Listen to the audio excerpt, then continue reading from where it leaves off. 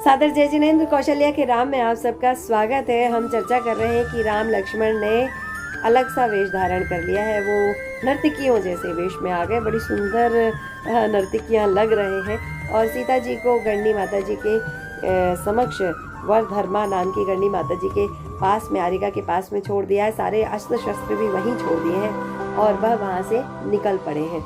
उन नर्तकियों ने समस्त सभा को अत्यंत वशीभूत कर लिया।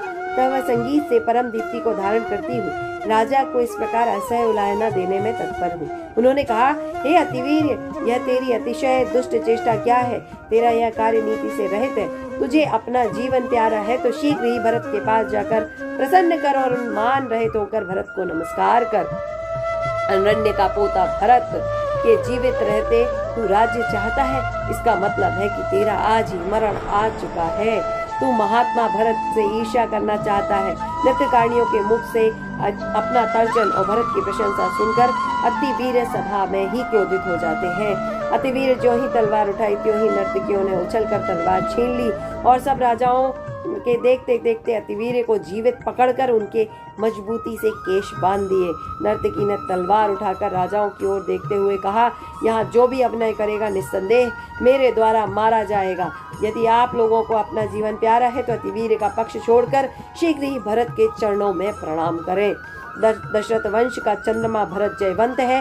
राम ने अतिवीर को लक्ष्मण के लिए सौंप दिया और वहां पहुंचे जहां मंदिर में सर्वसंग के साथ वरधर्मा नाम की गणनी आरिका ठहरी हुई थी।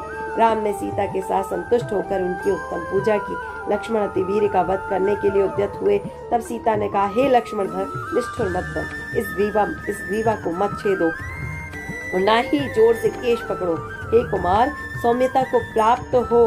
यद्यपि मनुष्य कर्मों की सामर्थ्य में आपत्ति को प्राप्त होते हैं, तथापि सज्जनता धारण करने वाले मनुष्य उसकी रक्षा करते हैं। जो सज्जन पुरुष हैं, उन्हें साधारण मनुष्य को दुखी करना उचित नहीं है। यह तो हजारों राजाओं का पूज्य है, इसकी बात ही क्या है? इसे वश में कर लिया है तो इसे छोड़ दो।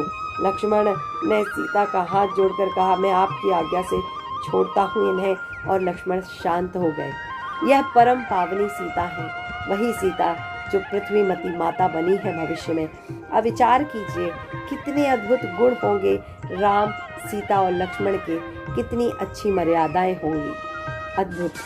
तो बस इसी तरह से हम भी उनकी ही मर्यादाओं को पालें, हम भी उनके ही गुणों को पालें और इसी तरह से अपने शत्रु का भी नाश न करते हुए उसे भी अभय दान दें। बस यही जीवन की कला है, यही जीवन है।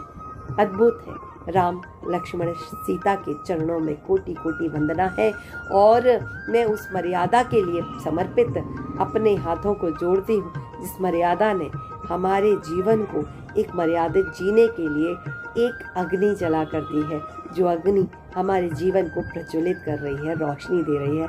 आप सबको इतने अच्छे अध्ययन के लिए अद्भुत बधाइयाँ। सादर जय जिनेंद्र करती हूँ और अगले भाग में हम आगे की कथा पढ़ेंगे।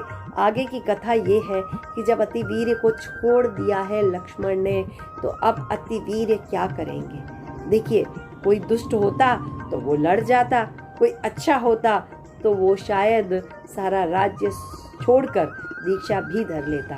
तो देखते हैं अगले भाग में क्या होता है ना। तब तक के लिए आज्ञा दीजिए। नमस्कार, प्रणाम, जय जिनेंद्र।